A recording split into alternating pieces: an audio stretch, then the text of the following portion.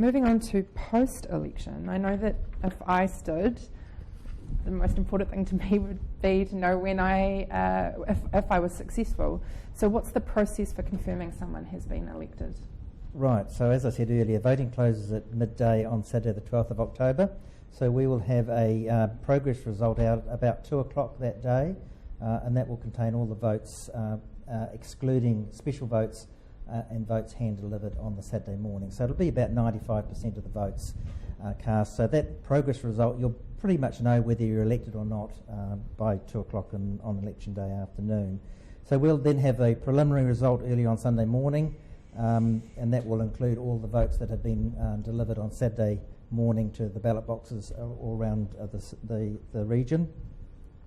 And then we'll have a final result which will include all the special votes once we've had them verified, and that'll be Thursday afternoon on the 17th of October.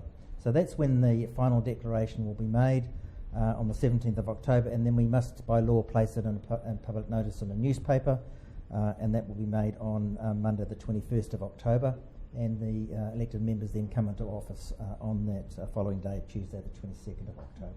And Marguerite, who delivers the good news? So if you are elected on Saturday the 12th of October, beginning of the afternoon, as soon as we've got the progress results, we will call you. So you'll get a call from Auckland Council. We'll obviously congratulate you, and we'll explain to you what happens from then on. And that will be followed by further correspondence that will give you a whole lot more details.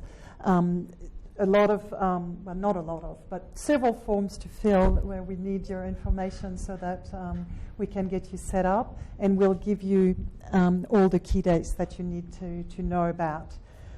So one thing to know is that although you come into office on the 22nd of October, which Dale just explained, you can't, as an elected member, make decisions, the decisions of council, until you're sworn in. Mm-hmm. And what that means is that you've got to make, by law, a statutory declaration at the inaugural meeting of either the governing body or the local board, depending on which body you're standing. And that's where you basically commit to serve your community. So between the time you are coming into office and the time you're sworn in, there's some onboarding activities that are going to take place. So I'll cover some of those, and then I'll pass on to Louise to explain what happens for the local board. So for all the elected members, there'll be a porphyry and a full-day symposium on the 24th of October, which we require all elected members to attend, and that's really to set the scene for the term. So for the governing body, the key dates to just make a note of at this time is between the weeks of the 17th and 24th of October. We've got the meet and greet. You can come to settle into your office, meet our staff, get your IT equipment, meet the mayor. If you're the new mayor, just settle in your office. And then on the 1st of November, at 5:30 in the town hall, we've got the inaugural meeting of the governing body. And that's very much quite a big ceremony, an opportunity really to celebrate with your family and whānau, and also for the mayor to make their maiden speech, the inaugural speech, and then to be sworn in.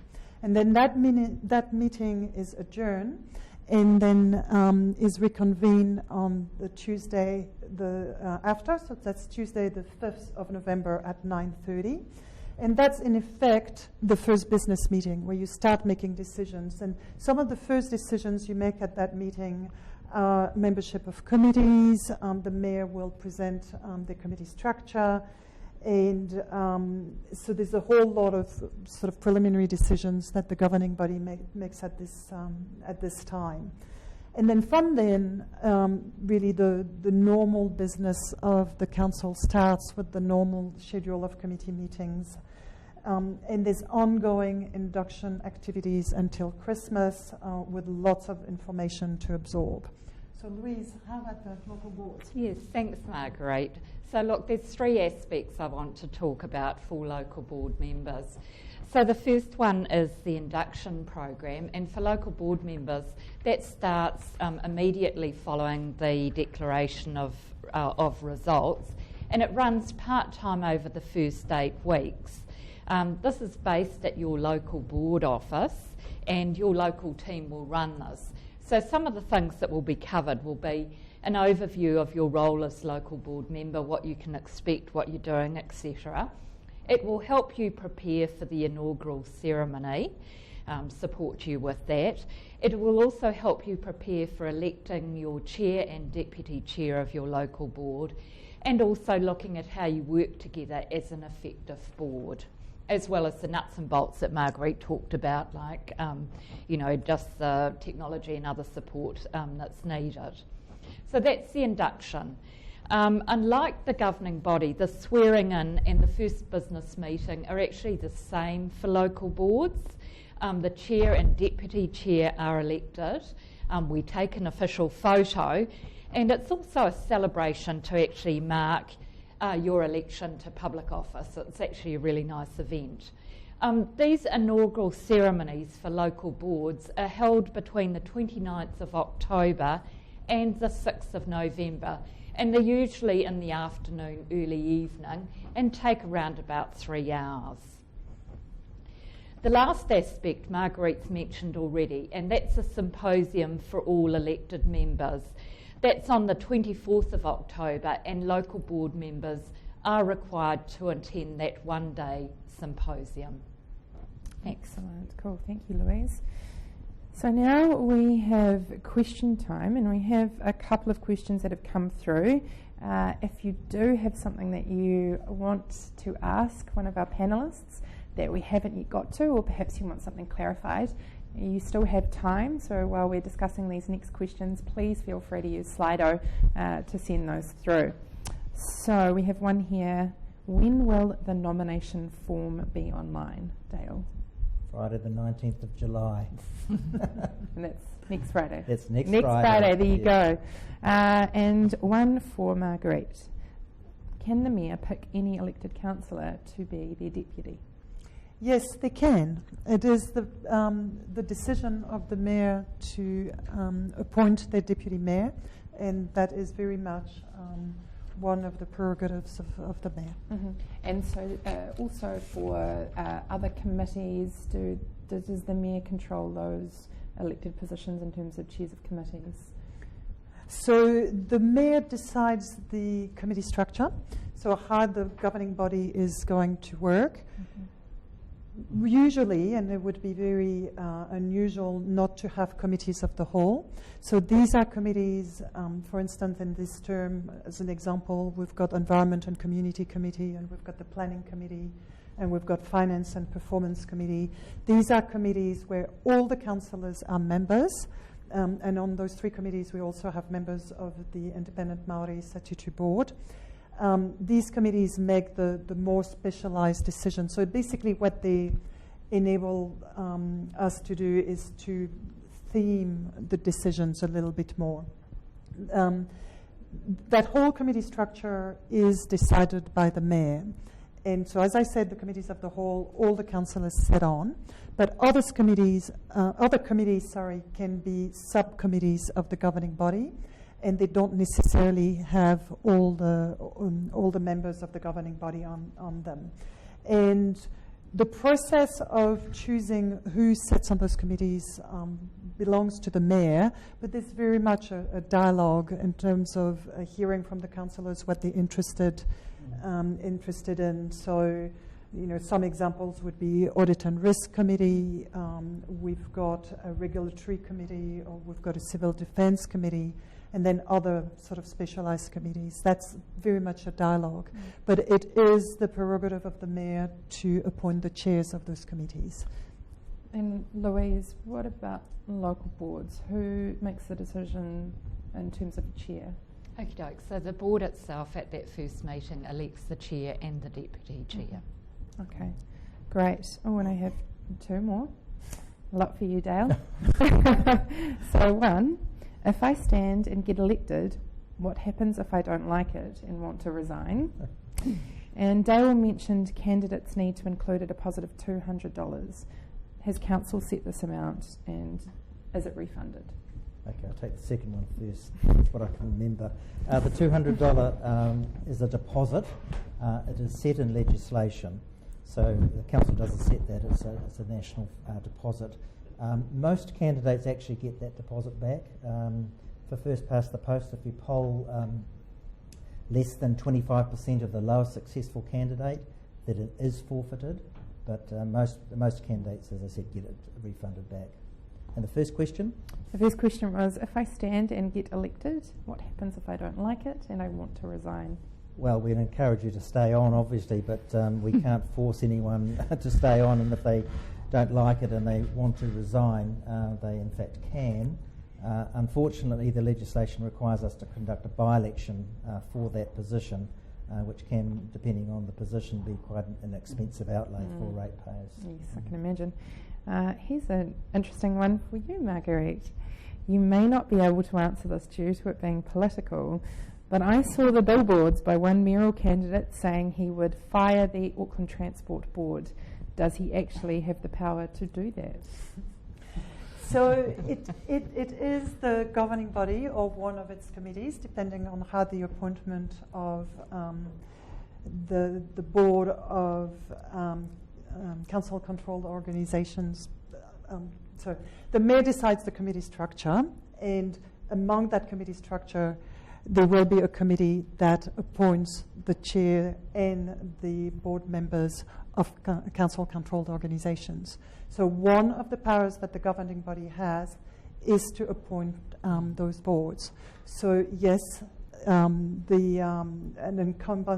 incoming mayor who wanted to change the membership of those boards could do that. Okay, excellent. And for you two, from your personal experience being elected members, what was the best thing about being a representative for your community? Simon? I'll kick off.